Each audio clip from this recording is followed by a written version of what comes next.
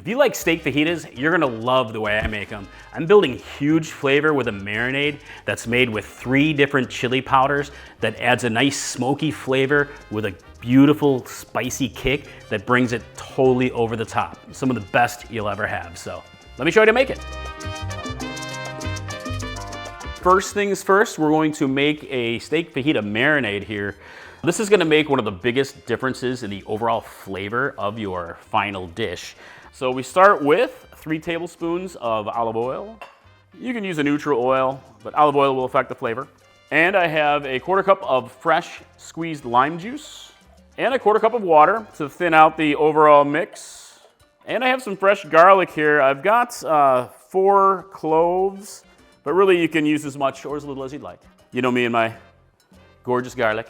And now for the chili heroes of this particular recipe, I'm using a trio of some of my favorites here, and I have a tablespoon of smoked paprika for beautiful smoky flavor, and a tablespoon of ancho powder. And ancho is definitely one of my favorites. It's just a rich, deep, earthy flavor with a little smoky undertone. Amazing. And some cayenne for some heat. A teaspoon of cayenne. Cayenne is really where the heat comes in. You can use something like ground chili to arbol. If you think it's too hot, you can skip this or maybe just use a pinch for some heat, but gotta have some heat for us. And I have a teaspoon of onion powder and a teaspoon of Mexican oregano. And you can use regular oregano, but Mexican oregano. And a 1/2 teaspoon of freshly ground cumin. And salt and pepper to taste. Just adding some salt. And hot sauce. So here's where you can add some extra heat and flavor as well. So I'm using a homemade hot sauce. It's my smoked ember hot sauce made with smoked chilies. And I do have that recipe on the website if you want to check it out. Got a lot of hot sauce recipes. But just a taste. Whew, making a mess, as always. Patty's laughing. Sorry guys, my hot sauce exploded. I got excited. And go ahead and whisk it together here. It's gonna be nice, thick marinade. And you can use a wider bowl if you want to, but this just makes it easy for me to pour. Works great. All right, I've got my marinade nicely whisked together here. And next is the steak. So here I have skirt steak. I often make this recipe with flank steak. Flank steak is perfect for this, but skirt steak, also amazing. So it's really up to your preference. And I have a little over 2 pounds of skirt steak, a nice thin cut. And I'm gonna add it to a large baggie. And you can use like a wide bowl if you wanna do this, but I like to use the baggie oftentimes with the marinade to get a nice massaging in there. So, all right, just gonna pour this over. Pour it on in, get the whole thing in there. Seal it up here. And you're gonna give it a good rub. Rub it into the meat. This is going to be a fantastic skirt steak fajitas. So next step is, I'm gonna go ahead and marinate this. I'm gonna set it in the fridge and marinate for a minimum of 30 minutes. You will definitely get good flavor with a 30-minute marinade. However, longer is always better. Good thing is you could get this going early in the morning before you go to work. Boom, boom, whip it together, set it, and get it in the fridge for the rest of the day. Come home and make beautiful fajitas. All right, let's marinate. When you're ready to make your steak fajitas, just go ahead and get your cooking station all set up.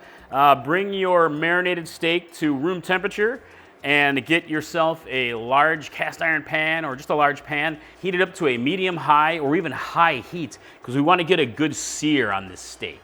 All right, so first I'm going to add a little bit of cooking oil to my pan and grab the steak. And we're going to let the any excess marinade drip off. So it's not too wet. Just sear it up. So obviously I cut my steak in half so I can fit it in the pan, but you can also grill it. It's fantastic. Just grill the whole thing. Beautiful grill marks. But a cast iron pan works awesome in the kitchen. And you really want to cook it for about 3 to 4 minutes per side. And it really is going to also depend on how thick your steak is overall. And if you want, you could hit it with some lime while it's cooking. All right, I got my meat all seared up here, and now we're gonna go ahead and let it rest for a good 10 minutes to really just let the juices redistribute. And while we're letting it rest, gonna add a little more oil to the pan here. And we're gonna cook down our vegetables. And here I have some thinly sliced bell pepper. And I'm using some red and orange bell pepper, but you can use green if you want to. And I'm also using jalapeno peppers. Most recipes will not be using jalapenos, but of course it's chili pepper madness, so you want some extra heat and a little extra color too to our overall dish. You won't really get jalapenos in restaurants very often, but if you do ask, a lot of times they have fresh jalapenos. And also some onion. I've got about a medium-sized yellow onion. And I'm gonna cook this down about 10 minutes or so, stirring a bit now and again. I like them when they start to caramelize, develop all that extra flavor, and it's just so much amazing deliciousness in steak fajita. Any fajita.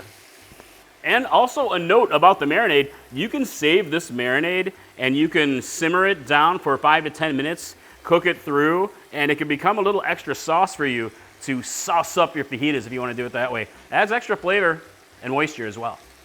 You can also deglaze your pan at any point here to scrape up some of those brown bits from the bottom. Beer actually works great. A little bit of wine is good, or if you want to use stock or even just a touch of water, just to scrape up those bits and build a little extra flavor. All right, my veggies are looking really good here. So now the steak is rested. We're gonna go ahead and cut it against the grain. Cutting it against the grain is the best way to go so that it won't be quite so chewy when you eat it. So now I'm gonna make a little bit of room over here in the pan, and we'll go ahead and add our steak back to the pan. And really just gonna warm it through and have some steak fajitas. Got a little bit of drippings. I'm gonna add that in. And also, I did simmer my leftover marinade, cook that through. I'm just gonna go ahead and add it in for a little extra sauciness. Some flavors in there. Heat it through, my friends. Pretty much for the most amazing steak fajitas ever. All right, at this point, hit it with a bit more lime if you want to. Finish her up. Now, I think it's time for some fajitas. All right, when you're ready to eat, go ahead and warm up some flour tortillas, and let's make some delicious steak fajitas. All right, time for a taste, my friends. Get a little bit of hot sauce. I got a little bit of pure double juice left. Burning through it quickly.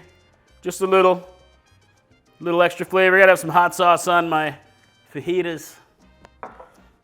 Oh yeah.